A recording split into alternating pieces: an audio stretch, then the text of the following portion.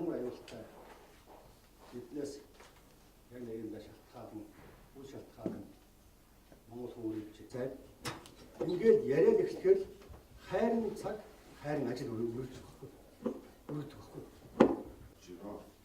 За энэ шүүдлээс энэ одоо энэ зөвлөгөөнийг зохион байгуулж байгаа гэдгийг бас хэлье.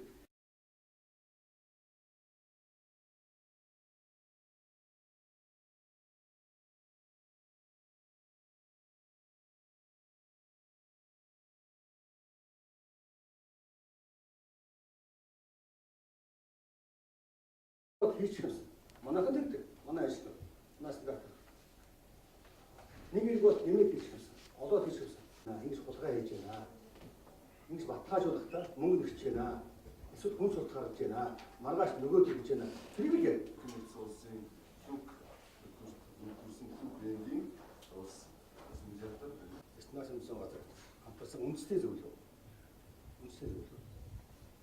Энэ 21 аймгийн эрдэнэ хэмжээ ямар юм шиг дээ.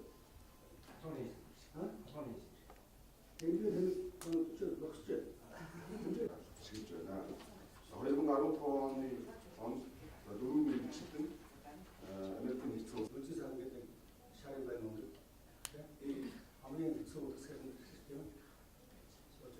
Бүгд сайн үз. Бүгд хараад би асар яа. Монгол ансар. Жохойд 15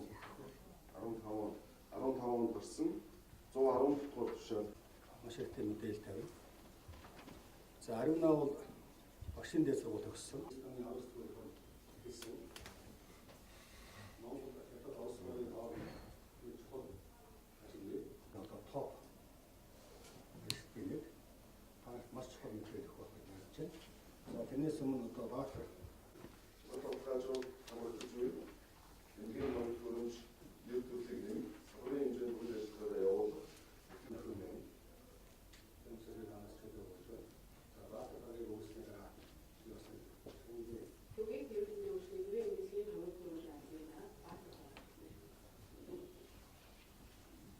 хууль эрх зүйн орчин бол нэлээд чухал байдаг. Одоогийн байдлаар бол бүрийн хэмжээнд бол хууль эрх зүйн орчин бол бүрдээгүй байгаа. За хуулийн үйл ажиллагааг хийж ирсэн. За эмчлийн хувьд бол 2017 оны сая 9 сард бид нар бол Америкийн нэгдсэн улсын эмнэлгийн хонгот хөрөмж эрүүл мэндийн хөгжлийн төвийн эмнэлгийн хонгот хөрөмжийн албаны дарга Ж Баатар. Өнөөдөр 2017 онд одоос эрүүл мэндийн яам, стандартчлал хэмжил зүүн газар, эрүүл мэндийн хөгжлийн төв, за эмнэлгийн хонгот хөрөмжийн алба юм хамтарсан, за эмнэлгийн хонгот хөрөмжийн инженерүүдийн мэрэгжлийн салбар зөвлөлөөс санаачилсан ийм одоо бас улсын хэмжээний зөвлөгөөн болж байна. За энэ зөвлөгөөн бол эмнэлгийн техник, хэмжилзүү гэсэн ийм одоо сэдвийн хүрээнд явагдаж байна.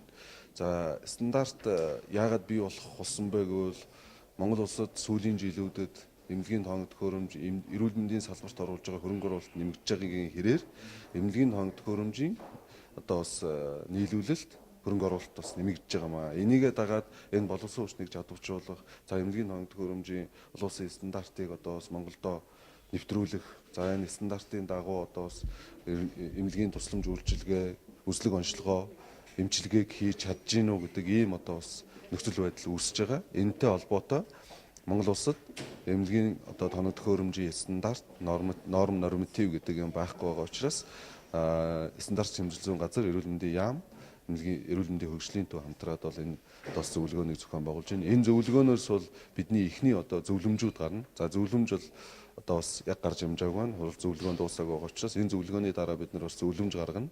Стандарт хэмжил зүйн газар, эрүүл мэндийн хөгжлийн төв, эрүүл мэндийн яам хамтарсан ямар зөвлөмж гарна.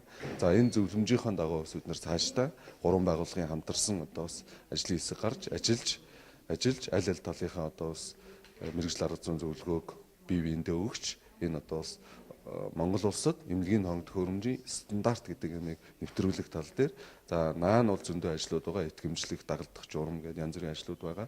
Стандарт гаргахын тулд бол одоо энэ олон улсын стандартыг Монгол улсад орчуулж оруулж ирэх, за орчуулсныхаа дараа одоо бас хөрсөн дээрээ буулгах, Монголын нөхцөл байдалтай тааруулах, эрх зүйн одоо бас акт юмнуудтайгаа уялдуулах гэсэн ийм одоо ажлууд байгаа учраас уялдаа холбоотой шат дараалтаа энэ одоо ажлуудыг хийх эхлэл тавигдж байна гэж ингэж ойлгож байна. Өнөөдөр бол эрүүл мэндийн яам болон эрүүл мэндийн хөгжлийн төвтэй бол стандарт хэмжилсэн газар нь эмнэлгийн техник ба хэмжил зүй гэсэн үндэсний зөвлөгөөн бол өнөөдөр бол зохион байгуулж байна.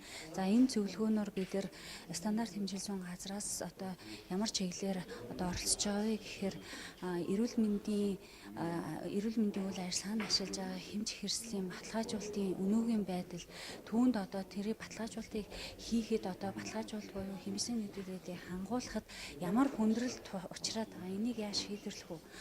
Хоёр дахь юм бол олон улсын эрүүл мэндийн салбар эрүүл мэндийн техникийн хороонд одоо тавигдж байгаа шаардлагыг манай Монгол улсын эрүүл мэндийн салбар болох одоо эрүүл мэндийн яам, эрүүл мэндийн хөгжлийн төв нь яаж оролцох ёстой гэдэг талаас бид нар стандарт хэмжлэн газар нь гүүр болох энэ асуудлыг бас одоо энэ яг хариуцж байгаа энэ салбарт нь одоо зөвлөгөө, тусламж, дэмжлэг болох үүднээс бол бид нар бол оролцож байгаамаа. За Монгол улсад бол одоо өнөөдрийн байдлаар бол хувийн болон өрхийн эмнэлэг, улсын эмнэлэг гээд нийтдээ 1800 орчим одоо эмнэлэг, жижиг том эмнэлгүүд бол ажилладаг.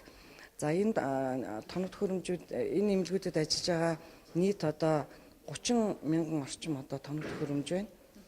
Багш тоног төхөөрөмжүүд эдгээр нь бол нийтдээ нэр төрлийн хувьд гэвэл 1400 гаруй нэр төрлийн үйлдвэрлэгчийн улс орны хувьд бол 40 орчим одоо улсын үйлдвэрлэгдсэн ийм олон төрлийн тоног төхөөрөмжүүд дээр нь улс орон болгон бол олон эмнэлгийн тоног төхөөрөмж үйлдвэрлэгч ийм компаниуд байдаг.